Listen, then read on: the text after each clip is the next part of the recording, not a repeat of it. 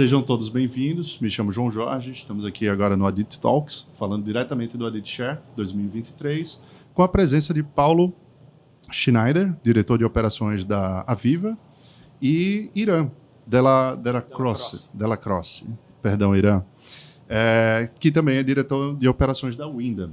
Então a gente vai bater um papo aqui sobre todo esse movimento, né, de como é a operação de uma rede de propriedade compartilhada no Brasil. E quais são as dificuldades e os acertos que eles têm obtido aí nessa jornada.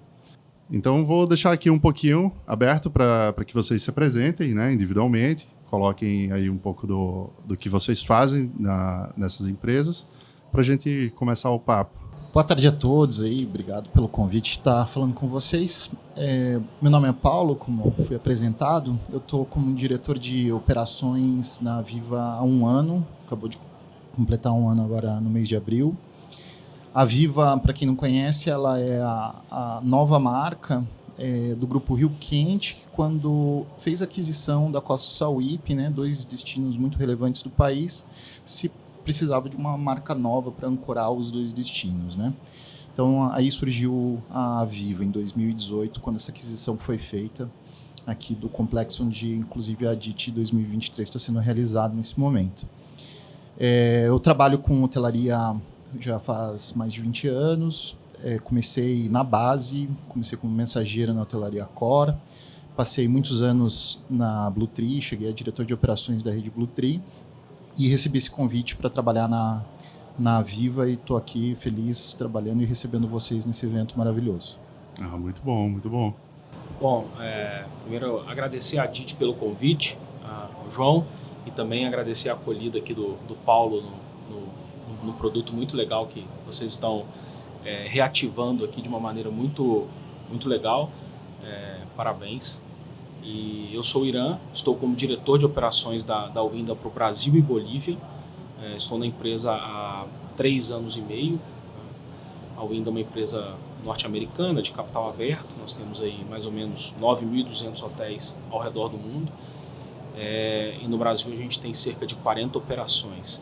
E dentro dessas operações a gente tem algumas operações de multipropriedade, que é hoje aqui o mote principal do nosso encontro. E assim como o Paulo, também comecei minha carreira há quase 26 anos atrás como mensageiro. Legal. Comecei como na base e fui galgando todos os postos assim, de hotelaria, aqueles degraus tradicionais, né? Recepcionista, chefe de recepção, supervisor noturno, trabalhar na madrugada, enfim, conhecer todos os processos de um hotel.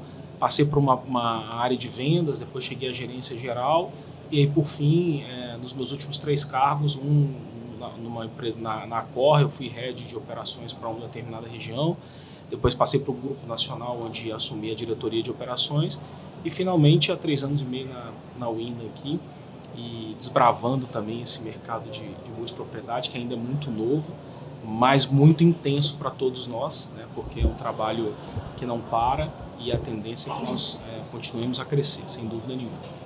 Interessante esse ponto da observação é que vocês dois começaram da base. E esse início vocês classificariam como tipo uma regra? Ou tipo, seria uma jornada semelhante que alguém que tivesse no início devesse cumprir? Conhecer todos os passos da hotelaria? Eu vou dizer que é bem-vindo. Eu comecei na hotelaria com 19 anos, eu estava no 2º ano da faculdade, fazendo turismo na Federal do Paraná. Aí surgiu essa oportunidade, eu buscava uma vaga como recepcionista, abriu a vaga de mensageiro, falei, eu vou entrar e eu sei que eu vou fazer a minha jornada.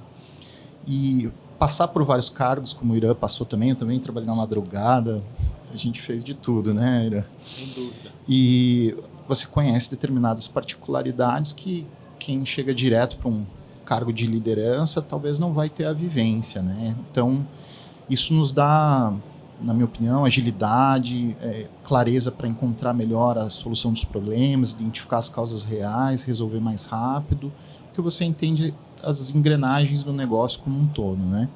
Então é bem-vindo, né? Quem tem interesse nessa carreira e se acha competente para estar numa vaga de posição melhor, eu acho que pode submeter a um crescimento, porque a hotelaria e o nosso mercado dá o crescimento rápido, né?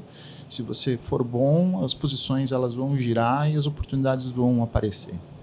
O que eu costumo dizer, complementando a fala do Paulo, o nosso negócio é um negócio de pessoas.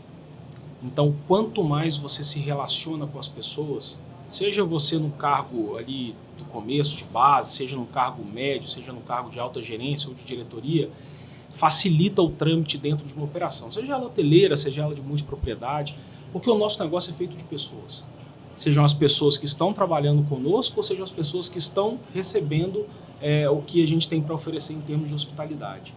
Então, esses cargos trazem um lastro importante para as pessoas, porque você conhece processo, você conhece como fazer, e aí numa orientação global para uma equipe, você sabe exatamente quais são os passos que você deve orientar para que as pessoas façam, porque você já passou por lá.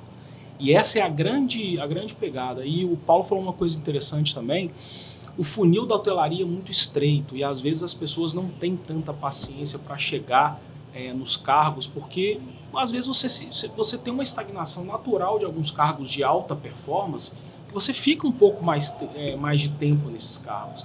E vai demorar a surgir. Não é todo dia que abre-se uma oportunidade de um gerente geral, de um gerente regional, de um diretor de operações. São cargos que às vezes são longevos em determinadas empresas e quando há mudança, obviamente, as pessoas têm que estar muito preparadas para isso. Mas a paciência é fundamental. Se eu puder dar um conselho para quem está começando e quer seguir essa carreira, tenham paciência, mas também experimentem sempre estar em postos diferentes, em funções diferentes no hotel, que isso cria uma base assim, de gerenciamento no futuro que é muito importante para a continuidade do profissional. Legal, bacana. Isso é uma combinação, porque tipo, na multipropriedade, na propriedade compartilhada como um todo, a gente também é sobre pessoas, é sobre comportamentos. Exatamente. Então, tipo, no final das contas, é um gerenciamento bem constante dessa realidade, né? E aí eu queria compreender um pouco mais de quais são os reais desafios do dia a dia de vocês. Tipo assim, quais são dentro do universo da propriedade compartilhada. Porque é um mercado acelerado, então tipo, as coisas estão se descobrindo enquanto anda numa velocidade absurda, né? Então, como tem sido aí essa jornada? Eu digo que operações ele está no centro do negócio, né? O nosso dever é tornar o produto entregue para o cliente, né? Aquilo que foi sonhado, idealizado, que foi comunicado por marketing, criou expectativa no cliente, ele vai viver aquilo através da entrega da operação. Então, o nosso dever é muito grande. A gente tem que centralizar todos os esforços da companhia, desde recursos, temos o compromisso com margem de resultado. Muitas vezes algumas questões elas não são convergentes e a gente ali na operação tá para defender e tomar as decisões de como a companhia vai seguir, né? Então, falando de jornada do cliente, né? Como estar à frente em relação aos anseios, perceber as mudanças de comportamento, né? O cliente conhece outros produtos, tem acesso a outras novidades, né? Não deixar a empresa se estagnar, né? Propor isso, discutir isso em orçamento para viabilizar o recurso para a gente poder trabalhar nessa situação. Então, eu acho que o nosso dever ele vai além ali do dia a dia, mas é ver o dia, ver o futuro, para onde que os clientes estão desejando, como tornar isso viável e gerar resultado para a companhia, né? Eu acho que esse é o grande dever da operação. E também, aliado a isso que o Paulo colocou bem, a gente tem uma expectativa do comprador que ele compra e ele entende que quando há uma marca, quando há uma operação hoteleira aliada àquela compra, e hoje em dia a tendência é que isso se propague cada vez mais, é que ele encontra um serviço de excelência. E aí você tem a palavra serviço, ela nesse caso ela é muito ampla em relação ao que pode acontecer com um bom ou com um mau serviço no caso de uma operação de multipropriedade. O bom serviço faz a retenção. E a retenção faz com que a base cresça e reverbere bem, falando bem da operação. E isso faz com que você consiga ter a retenção. Então, realmente superar a expectativa daquele proprietário, entregar um bom serviço, um serviço hoteleiro de fato, porque a expectativa deles é eu sou dono disso aqui, mas eu sou dono, mas eu quero estar como se tivesse um hotel com todos os serviços disponíveis. A expectativa do multiproprietário é essa. Então, o que a gente faz dentro das operações especificamente é tratá-los como um hóspede de hotel, com todas as suas expectativas, com todos os seus anseios, para que ele se sinta ali, apesar de ser dono daquilo, ter o serviço como se fosse um hóspede. E parece que aqui na teoria é muito fácil, né, falar, mas para a gente produzir isso na prática requer muito tempo, muito treinamento e engajamento da equipe de uma forma geral. Compreendo. O que me chama a atenção hoje é que dentro do universo da propriedade compartilhada, as pessoas estão buscando uma experiência, Exato. uma nova experiência de consumo. Dentro da operação, isso é visto 360 e como seria, tipo, porque de uma forma não plural, mas tipo, cada empresa, vocês representam cada uma organização, e como personalizar, como tipo o cliente ele tem uma experiência X, da empresa X, como levar essa cultura, esse comportamento para a operação de timeshare? É algo personalizado a esse nível? Ou é uma forma replicável que sempre está buscando a excelência do trato pelo hóspede? Comentando um pouquinho de como acontece na Viva, né? A Viva, ela definiu o propósito dela, fazer famílias felizes, né? Então, a partir disso, é o norte para toda decisão, todo o trato com o cliente, né? O que a gente está fazendo aqui, está fazendo famílias felizes? É a pergunta que a gente tem que fazer em primeiro lugar. Em segundo ponto, né, dentro da estratégia da companhia, o entretenimento tem uma relevância muito grande, né? A gente se propõe a fazer o entretenimento mais relevante daqueles destinos que estão no nosso entorno, que competem com a gente, né? Então, Rio Quente, a gente tem ao lado que compõe o produto Hot Park, que é um parque aquático destacado no mundo, muito bem avaliado, juntando a ele toda a opção de espetáculos e o que a gente costura. Aqui em Sauípe, a gente também tem uma série de espetáculos muito bacanas do nosso time.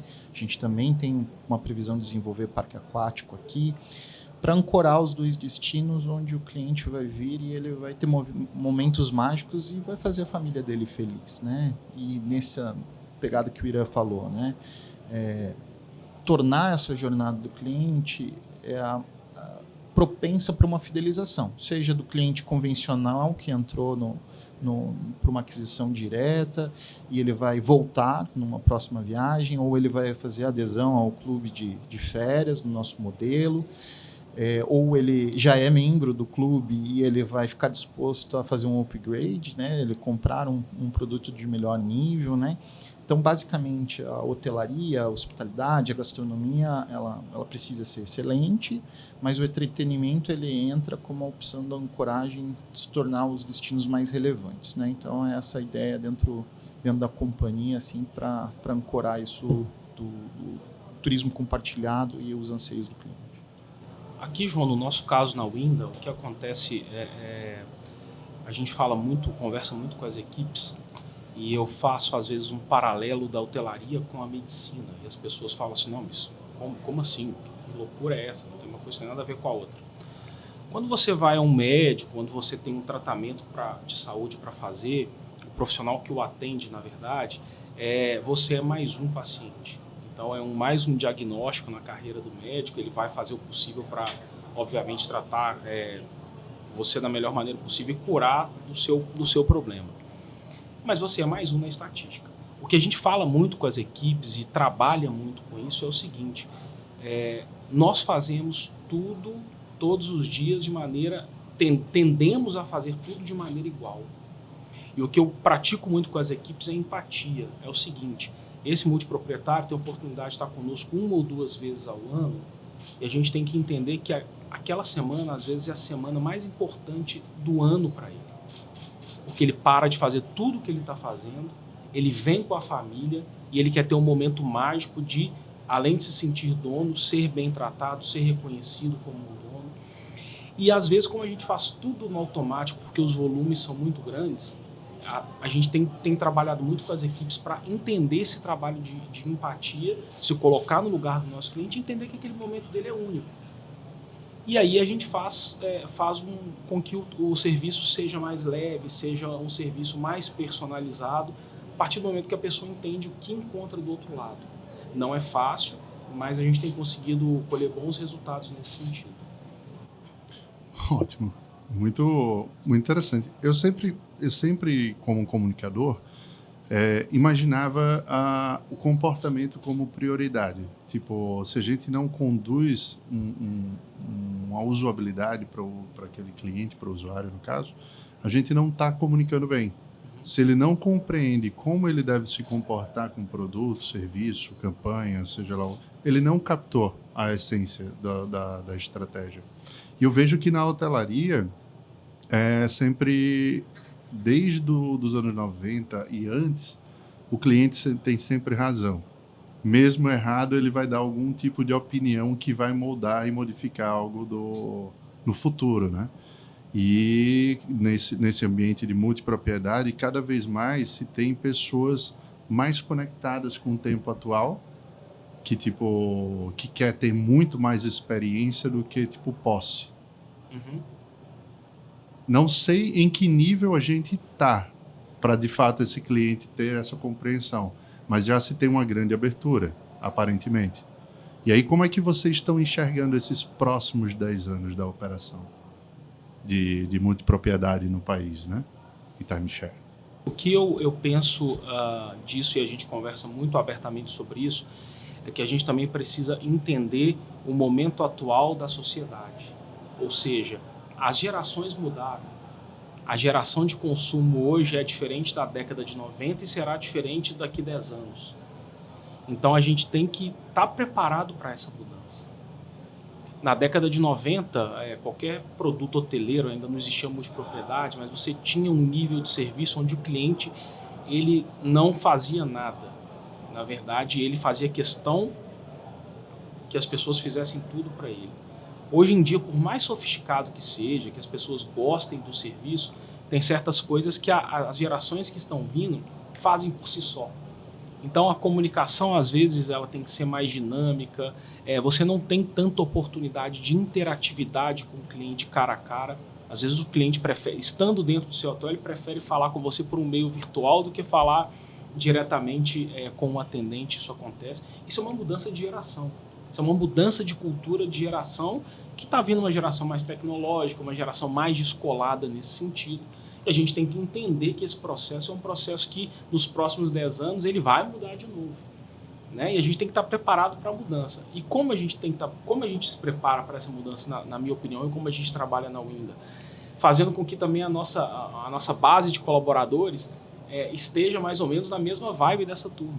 Então, muitos paradigmas da hotelaria tradicional, elas caíram por terra, hoje não existem mais, desde vestimenta, código de barba, coisas assim. E isso, obviamente, deriva-se para a multipropriedade, porque é um meio de hospedagem e a gente está oferecendo serviço, experiência, como bem disse o Paulo.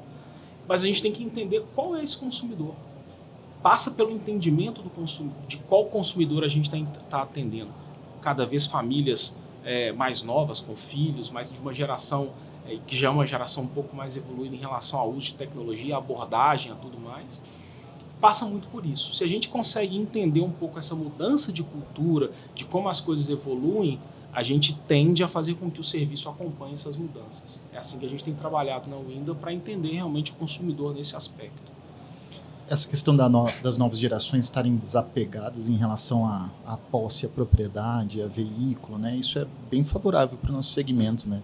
Turismo compartilhado. Ele, em vez de comprar a propriedade, ele compra o tempo, ou se ele vai comprar a propriedade de fato, vai ser uma fração. Isso também está linkado com a tendência de ser ambientalmente correto, né? Você não ter uma série de ativos aí se depreciando, ocupando espaço, adensamento e tudo mais, né? Esse fator também é importante para os empregos, porque a gente quebra um pouco a questão da sazonalidade, né? Consegue dar mão de obra de cargos efetivos, menos temporários, é melhor para a comunidade que a gente está. Então, falando de tendência, eu acho que esse segmento é muito inteligente, ele é muito racional e está linkado com essas tendências, né? Falando de consumidor, né? Pegando um gancho do que o Ira falou, a gente importando tecnologia, onde cada vez menos o cliente tem menos atrito dentro do processo, desde a sua compra, do seu check-in, check-out, a gente pode estar mais disponível para, de fato, ser um curador dele dentro do destino, para ele aproveitar melhor o entretenimento, comunicar as atividades que são feitas e ele poder usufruir mais, né?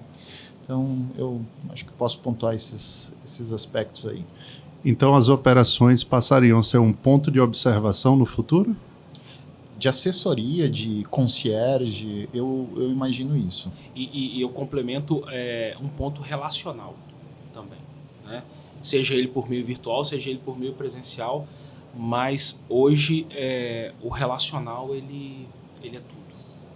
Você precisa se relacionar com o seu cliente da forma que melhor o convier, mas precisa se relacionar e entender qual é o anseio dele naquele momento. Imagina uma multipropriedade que o cliente volta 2 ou 4 vezes ao ano, e o Paulo bem colocou aqui, o desafio maior disso é, na verdade, você criar entretenimento para que aquela vez que ele volte pareça como se fosse a primeira vez.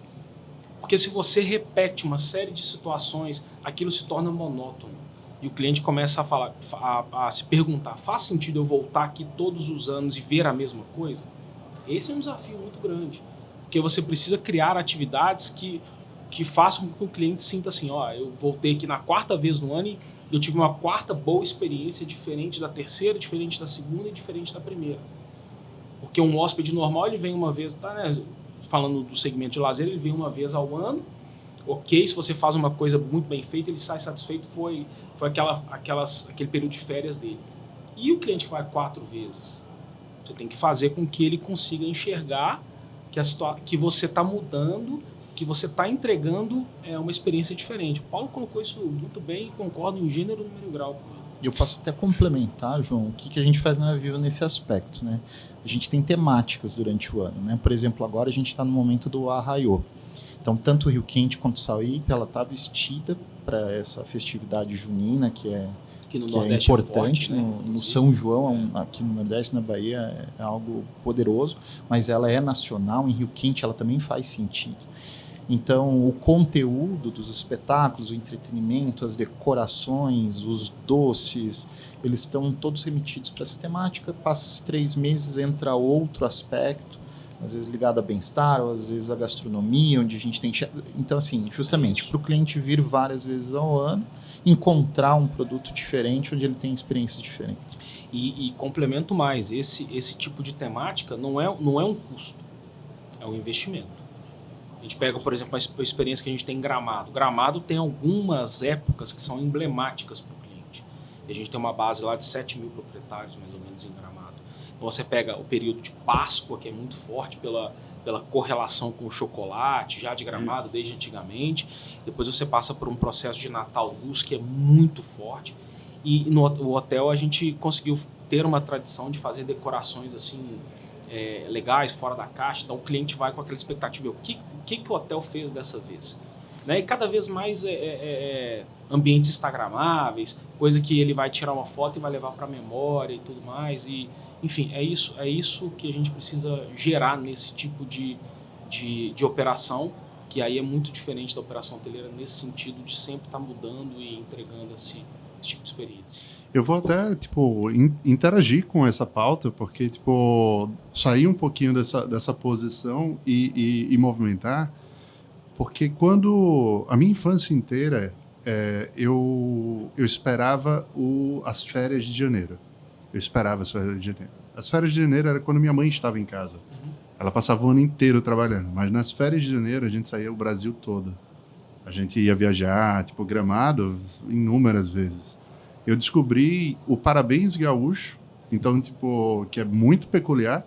Eu descobri que chimia é gelé. Sim. Descobri várias outras coisas da cultura e aquilo entrou em mim. E Gramado ainda mais, porque a gente trazia chocolate no isopor. Exatamente. Para não derreter. Uhum. com coisas da cidade. Então, tipo, a quantidade de memórias afetivas que eu tenho pelas férias e pelo tempo, tipo, só da minha vida já traduz tudo que vocês trabalham hoje. Então, tipo, hoje eu sou um adulto, né? Estou falando de memórias da infância, mas a gente, em uma ação do presente, está qualificando e condicionando os novos consumidores também, em todas aquelas categorias daquele tempo.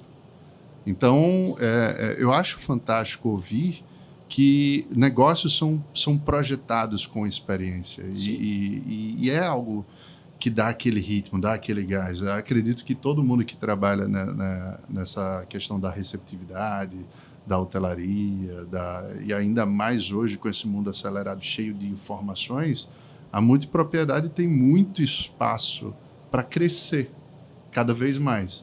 Porque ela não está sendo feita para quem consome agora, ela está sendo construída quase como se fosse um legado de gerações. Um legado de gerações. Ontem, no curso do primeiro dia aqui, no primeiro dia prévio da DIT, foi falado, agora não lembro por quem, mas nós levamos a infância dentro da alma da gente para sempre, né? E possibilitar criar memórias afetivas, como você carrega para as pessoas aqui, é algo que aquece o nosso coração quando a gente está trabalhando nesse segmento. E eu volto a dizer, foi o que eu falei, né, no começo. E olha o tamanho da nossa responsabilidade, não só como operadores, mas criador de sonhos das pessoas. Isso não é uma utopia. Se você não tiver essa paixão dentro de você, você não serve para estar nessa cadeira. Você precisa fazer com que a sua equipe ame servir as pessoas. Porque imagina, você criou uma memória afetiva da sua infância em Gramado, alguma coisa te tocou naquele momento, e a gente precisa ter essa sensibilidade de fazer com que as pessoas entendam que um fracasso em uma jornada de um cliente que seja, ele pode ser traumático para o resto da vida. A gente vai tratar do problema num brief aqui, vai tentar melhorar, mas o que ficou para trás que você não conseguiu corrigir, pode ter um estrago em termos de planejamento dos pais, porque hoje os filhos são muito decisórios, né? Assim, no nosso negócio, principalmente, acho que o Paulo tem essa mesma percepção e recebe esse mesmo tipo de público aqui. As crianças hoje são determinantes para onde os pais vão. Assim, obviamente, nós somos os provedores de pagamento. Eu tenho filho, eu posso dizer. Só que o que pesa na nossa decisão são os filhos. Então, a gente faz tudo pelos filhos no sentido de agradá-los, e aqui a gente vê pais que chegam aqui cheios de esperança, com que vão ter férias maravilhosas, os nossos hotéis, e a gente tem uma grande responsabilidade nisso. A gente precisa pensar nisso de uma maneira mais humana e menos mecânica.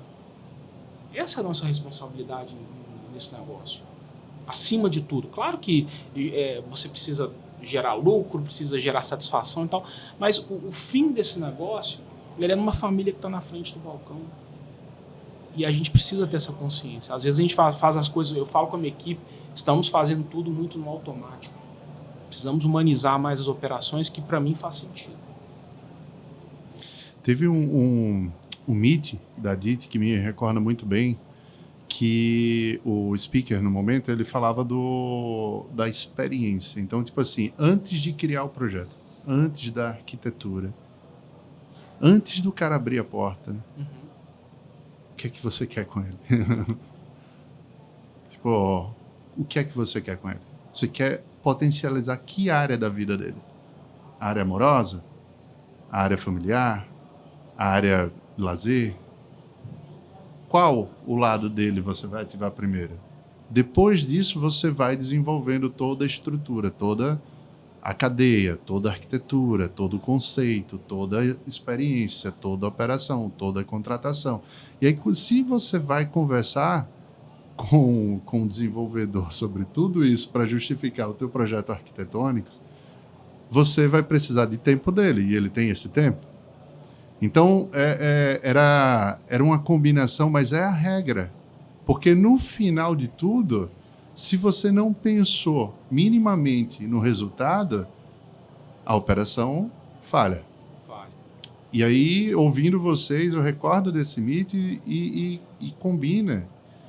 Tipo, não é só nítido para a gente que está dentro, mas quem está nos assistindo agora, por exemplo, pode não estar na área e olhar assim, tá, ok. eles estão falando de multipropriedade, mas isso serve para tudo. Para tudo. Absolutamente tudo.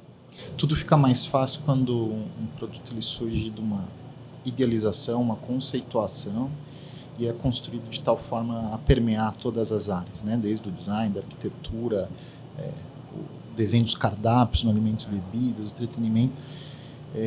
Quantos equipamentos tortos por aí a gente já administrou na Viva como gerentes, diretores aí de bens de terceiros? Você fala, está no lugar errado, não deveria ser assim, ou a formatação do quarto não atende a um aspecto familiar, né, ao público que está definido, né? Como é bom ter a possibilidade de começar projetos do zero sendo bem feitos, né? Isso, hoje até, né, na palestra hoje pela manhã, foi muito claro isso, o recado. Quanto mais especialistas estiverem envolvidos desde o princípio do projeto, a chance de errar é muito menor. E a chance de errar não é só quando o produto está pronto, a chance de errar é você economizar recursos financeiros, ter equipamentos hoteleiros, sejam eles equipamentos operacionais ou até um tipo de piso, alguma coisa que serão duradouros, ou seja, o seu CAPEX vai demorar muito a ser refeito, porque você fez bem desde o começo. Então, tudo passa por isso. É complicado, porque às vezes a gente pega um projeto pronto já e não tem muito o que fazer, aí tem que tentar fazer milagre, né? Nem sempre dá para fazer o milagre, né, total. Mas a sorte é que os projetos de multipropriedade hoje, falando especificamente desse mercado, eles estão nascendo praticamente greenfield e cada vez mais os incorporadores estão tendo a consciência que tem que trazer gente especialista para dentro para conversar sobre o projeto e fazê-lo de uma maneira mais inteligente possível. Então a tendência é que isso, ao longo dos tempos, e voltando um pouquinho na tendência, é que melhore a qualidade dos produtos hoteleiros, de multipropriedade, hoteleiros de agora para frente. Bacana. Então, qual seria um norte aí para incorporadores e desenvolvedores melhorarem seus produtos? Se fosse para a gente fazer uma síntese dessa conversa toda. Acho que para não ser tão repetitivo, né, de pontos que a gente já explorou aqui, você está num destino que já é relevante, que tem atrações turísticas, fica mais fácil, né? Você vai idealizar uma edificação, menos preocupação. Agora, se está numa área que não tem a vocação, tu tem que pensar na criação de destino. E acho que esse é um ponto importante, né? Como ter algum equipamento, entretenimento ou o que for que vai ancorar uma permanência que não seja de 1, 2 dias, que permita 7, 10 dias aí, que é o que o mercado se propõe a proporcionar, né?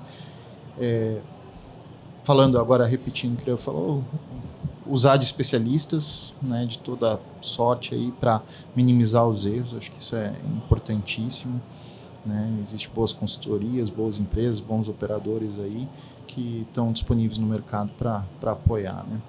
E mais uma vez o que a gente sempre conversa com os incorporadores, esse é um produto que você tem que ter responsabilidade desde o dia zero até ad eterno, porque isso não vai acabar, né? Então o que a gente fala muito, este produto é um produto para uso. Isso é um mantra. Este produto é um produto para uso. É claro que você às vezes tem um pool que você precisa fazer, faz parte do negócio, mas primordialmente é um produto para uso. A gente precisa pensar nesse produto como um produto para uso. E para uso o que é? Maior número de benfeitorias e de entrega possível, de experiência, que a gente falou mais de 100 vezes a palavra experiência, entrega. E isso desde o começo, com uma assessoria adequada, faz com que o incorporador tenha muito mais chance de acertar. Ele precisa ser um produto que é sucesso de venda, mas que ele vai ser sucesso operacional. Porque aí faz um produto que às vezes não tem um bom acabamento operacional, digamos assim, como um todo, e a gente sofre na ponta e aí volta contra o próprio incorporador, porque ele tem uma taxa de devolução mais alta de cotas, porque aquela experiência não foi bem aceita pelo cliente, porque não existem áreas adequadas para que as crianças se divirtam, que o espaço não foi bem dimensionado. Então, às vezes, você colocar um especialista no final do projeto não vai adiantar. Desde o começo é a recomendação que eu sempre faço para todos eles. E os projetos que a gente tem desde o zero, com certeza eles são muito melhores do que os projetos que a gente pegou no meio do caminho e conseguiu fazer algumas adequações.